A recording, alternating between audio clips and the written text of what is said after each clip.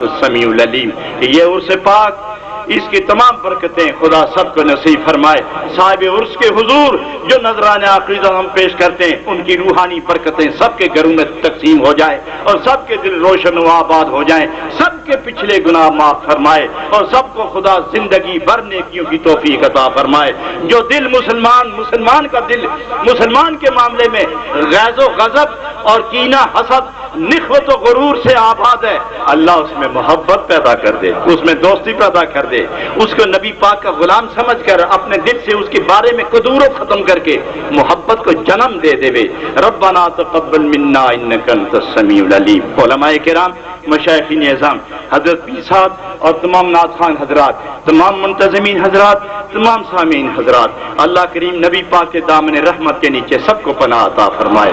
وصلی اللہ تعالی علی حبیبہ محمد وآلہ وصحابہ اجمعین برحمتک یا ارحم الراحمین.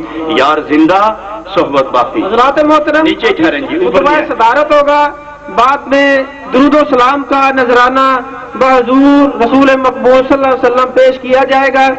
ہم پیر طریقت و شریعت حضرت کی